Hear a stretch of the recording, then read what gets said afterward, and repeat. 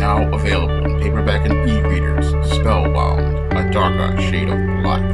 Get your copy today at your favorite online bookseller. Professor Black Truth oftentimes talks about these irregular forces of white supremacy.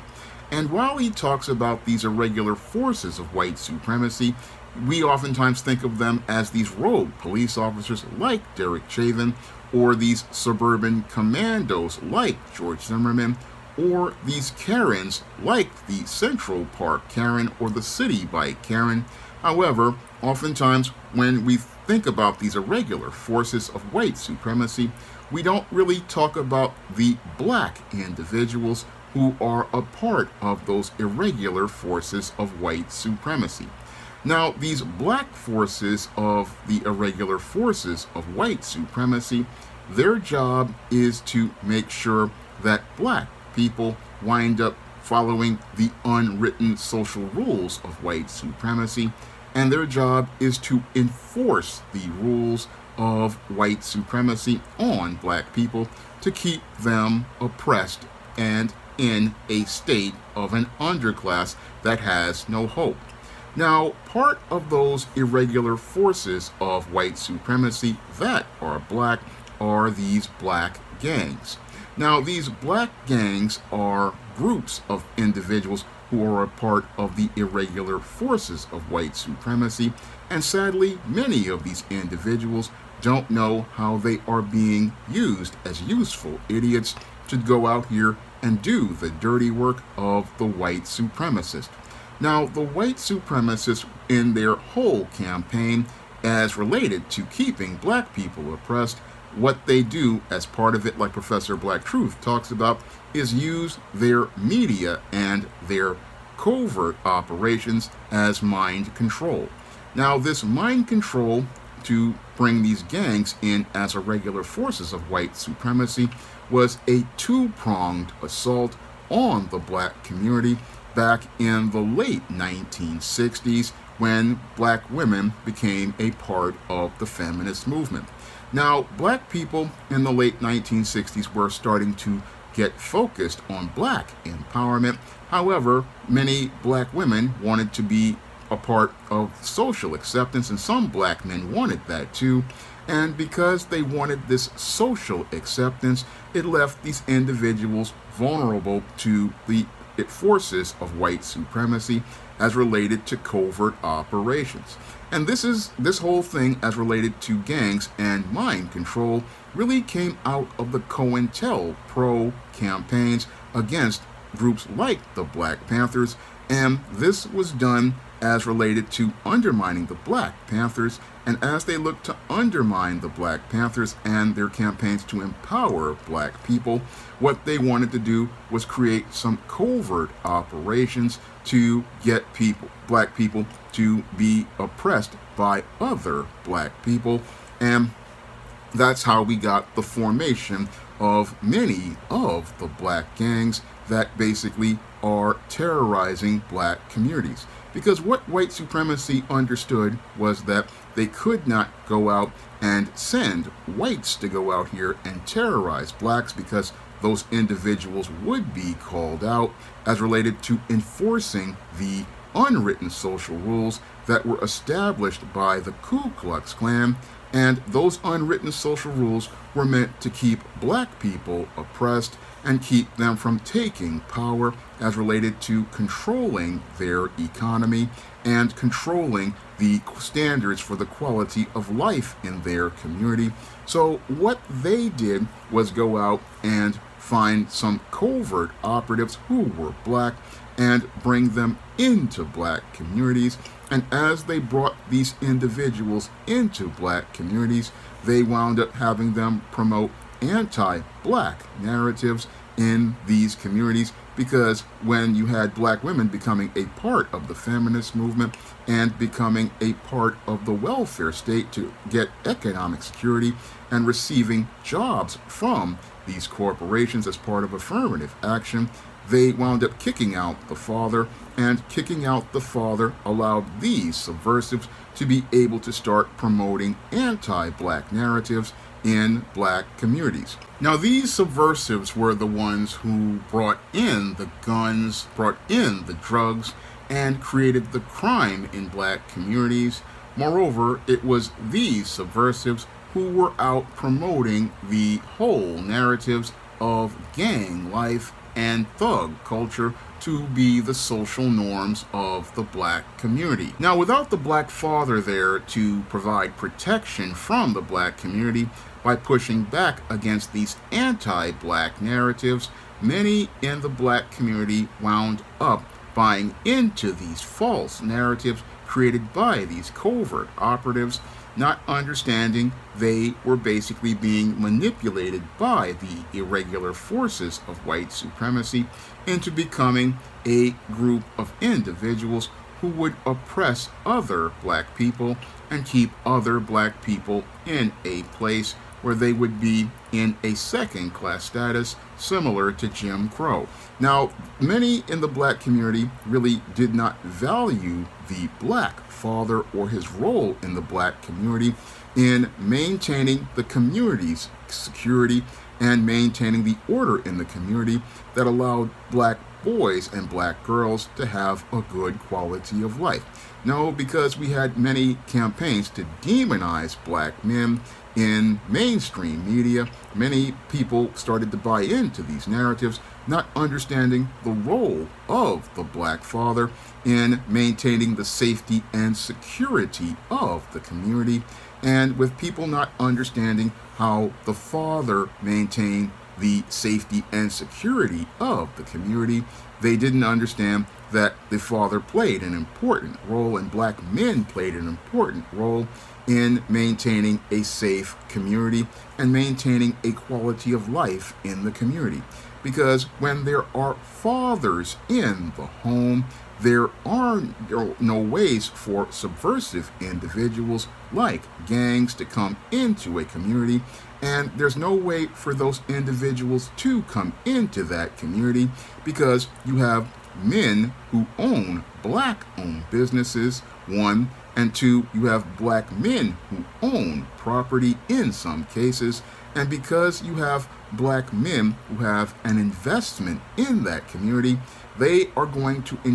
demand that there is a standard in that community to maintain a quality of life because those men have investments in that community, and because those men have investments in that community, they are going to want to preserve what they've invested, and they want to preserve it to make sure that it becomes a wealth building asset for them and for their families. Moreover, they are going to want to invest in a high quality of life for themselves because they want to have something to leave behind for their children as part of their legacy. And that's what the father is going to want to do when he invests in his community. And that's why you don't see gangs in communities where there are fathers in the home. And the white supremacist knew that this was the case, and he knew the way he could go out here and destroy the black community was to go out and get the father out of the home, because if you get the father out of the home, then the children and the woman are vulnerable to white supremacy's mind control. Now, this mind control is a two-pronged assault because first, they brought in their subversives to take these fatherless children and put the idea in their heads that they needed to become a part of this gang to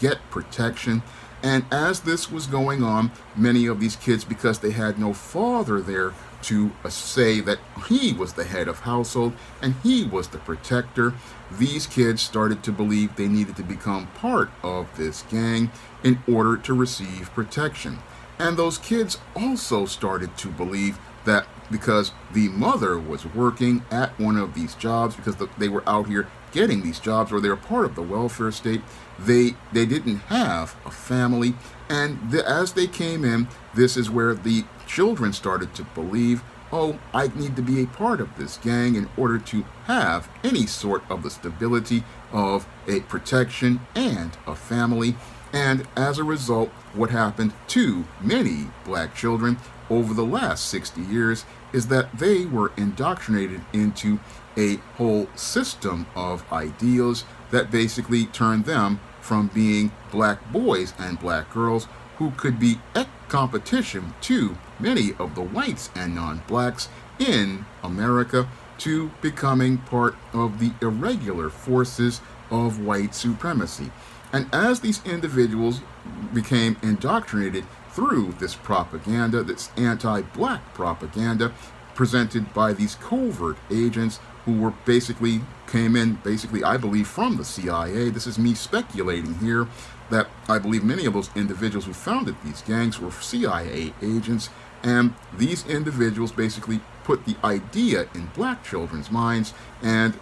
made them believe that they needed to submit to these authorities to receive protection. Now, they did this in campaigns of fear and intimidation to terrorize these black children, and as these black children were indoctrinated into being into these groups in order to get protection because they were afraid, they were basically recruited and made into irregular forces of white supremacy. And many of these individuals thought they were just out here being in these streets because they needed to be there, not understanding what the white supremacist was doing was turning them against their very own members of the black community. Now, as they went out here and had them recruited into this, they then used their media as mind control to make people believe that this way of life was real. This is what they did as they started promoting things like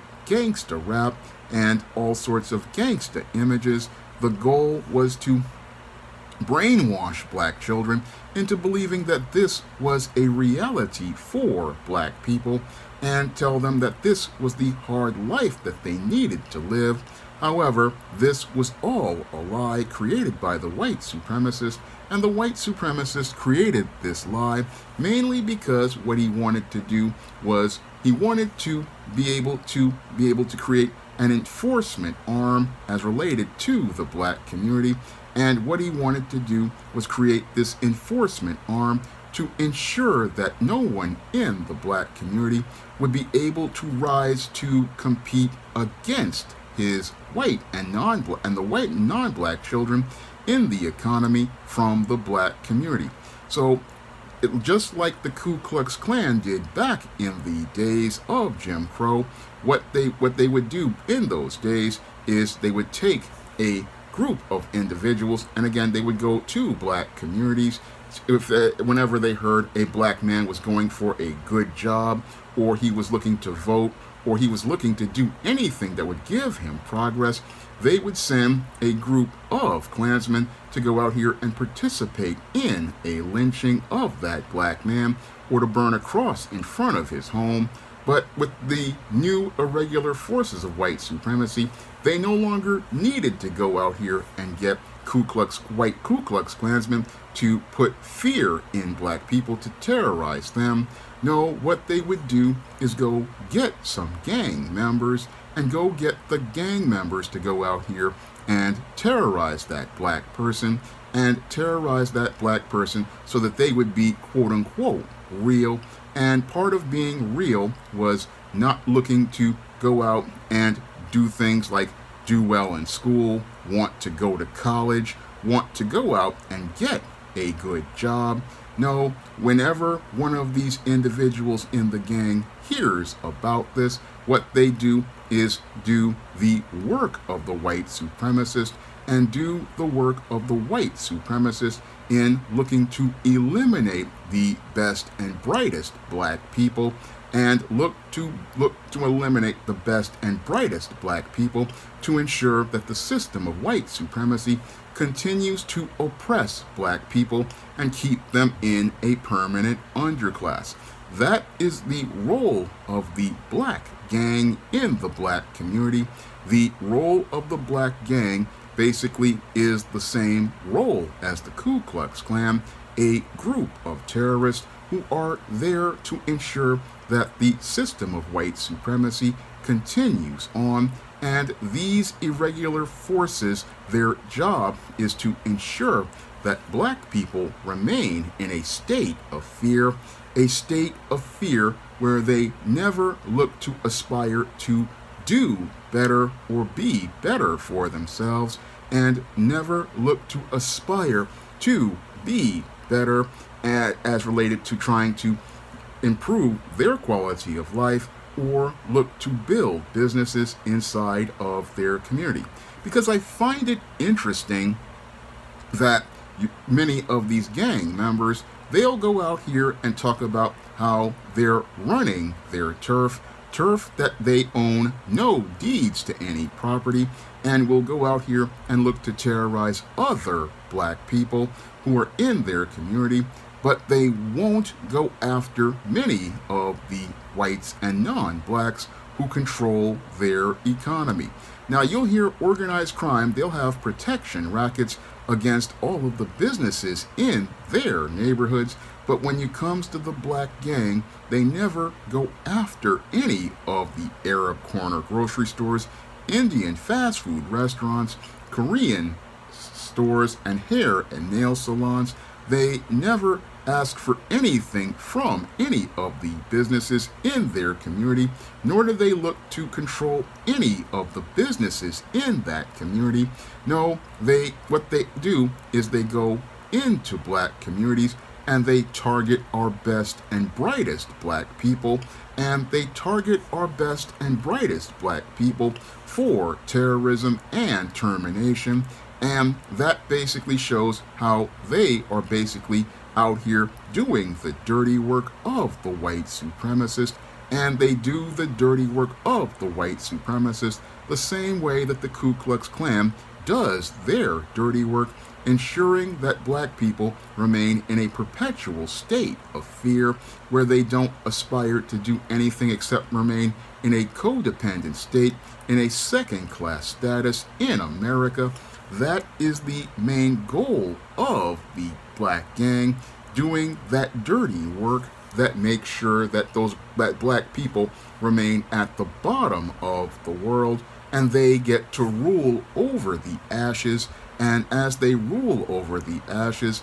they believe that they're doing something, and what they're doing actually is not improving the quality of life in the community, because they're not really protecting black people. No, what they're doing is protecting the white supremacist and protecting the white supremacist way of life, so that he can go out here and continue to profit at the expense of black people and keep black people at the bottom of the world. And that's what he wants to do. And many of these individuals, because they have been brainwashed by Madison Avenue in Hollywood to believe being a quote-unquote gangster is quote-unquote real, what they do is believe that this is the reality of the quote-unquote streets, but this is not the reality at all. No, this is a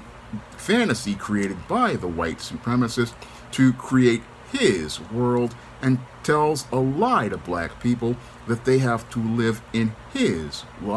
reality, but his reality is a lie. And if his reality is a lie, because if we look at history, there were no black gangs until the late 1960s and 1970s, and all of that came really out of them looking to undermine black empowerment with the Black Panthers. And what they wanted to do was get black people off the road of black empowerment, because what they wanted to do was eliminate the competition of black men and black women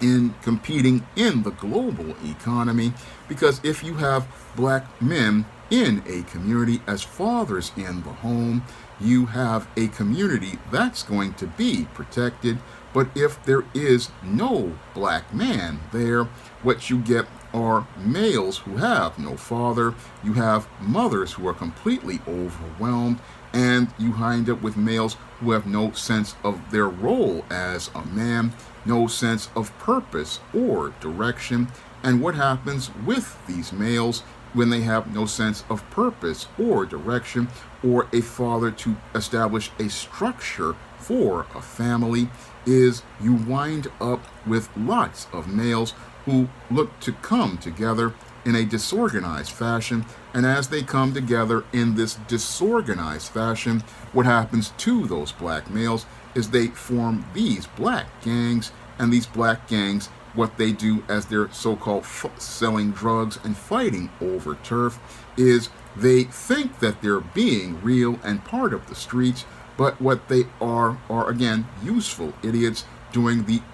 work of the enforcement arm of white supremacy, and doing it so well that it ensures that generation after generation of black men and women wind up on a road to dysfunction. Because I'll repeat it again so everyone can understand, the role of the gang is the work of the white supremacists. They are part of the irregular forces of white supremacy. And again, these irregular forces of white supremacy, their job is to make sure that black people remain in their place at the bottom. And not only remain in their place at the bottom, remain in their place in a state of fear. And as they remain in that place at the bottom, in a state of fear, these individuals basically make sure that nobody gets out of these ghettos that the white supremacists have made to contain black people in, and make sure that nobody aspires to do anything, and make sure that everybody stays in a state of poverty and stays in a state of codependency on white supremacy, so that many of the whites and non-blacks who are a part of the system of white supremacy can receive benefits from them. And again, no different than the Ku Klux Klan, and no different than the Ku Klux Klan keeping black people oppressed the same way they were during Jim Crow. That is the role of the gang as part of the irregular forces of white supremacy. Their job is to ensure your kids never go out and do things like finish school. Their job is to make sure that you never aspire to go out and do things like have a nice car, or look to go out here and try to buy a home outside of that community. And their job is to make sure that you keep away from the polling place to go vote for candidates, or even pick candidates to get tangibles for your community. Their role is to keep you in a state of confusion, and their role is to keep you afraid. And they do this through campaigns that, again, are very similar to the Klan, because a drive-by shooting is the same as a lynching, and they oftentimes, these guys will participate in acts of terror the same way that the Ku Klux Klan did. Now, I know Captain Black from New Orleans calls them chocolate Klansmen, and I have to agree with him, but we have to see where these guys' roles are as part of the irregular forces of white supremacy, them and the gangster rappers who, interestingly enough, while they talked about the streets as related to their gangster rap in the 80s, are now, most of them are black bootlicks. If we look at guys like Ice Cube and guys like Dr. Dre, they basically have shown that they basically have been compromised by white supremacy, because they promoted music that promoted violence to black people. But these same guys now today are bootlicking the white man and looking to get favor with him. And they're looking to get favor with him because they were basically compromised by white supremacy. And this is how they were irregular forces of white supremacy. And black people, we have to be aware of these irregular forces. If we're all about black empowerment, we have to understand the enemy within. Because while we oftentimes look at guys like George Zimmerman and people like the Central Park Karen or the City Bike Karen or guys like Derek Chauvin as irregular forces of white supremacy, we have to also look at the black bootlicks who are out here looking to serve those irregular forces of white supremacy. And a lot of times those black bootlicks aren't always out here as one of these educated types like an Angela Rye or a Stephen A. Smith. No, we've got bootlicks within, and while these bootlicks talk about how real they are with their sagging pants and talking about smoking up, many of these guys are really a part of those irregular forces of white supremacy, and many of them, again, don't even know that they are because they've been brainwashed by Madison Avenue and Hollywood to be useful idiots to do the dirty work of white supremacy. And we have to start becoming aware of these irregular forces because these irregular forces are a clear and present threat to black people and black people receiving black empowerment. That's what we have to understand about these irregular forces. These irregular forces of white supremacy oftentimes aren't just white and non-black faces. No, we've got black faces that are stealthily there looking to do the dirty work of white supremacy, and we need to understand that many of these individuals who are out here promoting ideals, a lot of them are promoting anti-black agendas, and again, those anti-black agendas are not ones that we need to be going out here and giving a pass to. Now, if you want to pick up some of my positive black fiction on the SJS Direct imprint, you can find the books of the ISIS series, the Esteem series, the John Haynes series, the books of the Spinsterella trilogy, my black sorority novel, The Thetas, or my black vampire novel, Eternal Night, on Amazon.com in paperback and Kindle format. You can also find them at other online booksellers like Smashwords, the iBookstore, Google Play, and Barnes & Noble. And if you'd like to see me make more videos like this, you can send a donation to the Patreon, the PayPal, or the Cash App by clicking the links in the description box. That's all I have to say for this video. You can comment, rate, and subscribe. Coming to paperback and e-readers, John Haynes, Illuminati. The man who rules the world takes on the head of the global elite in this action-packed, all-new John Haynes series adventure. Pre-order your copy of John Haynes, Illuminati on Amazon.com and online booksellers everywhere.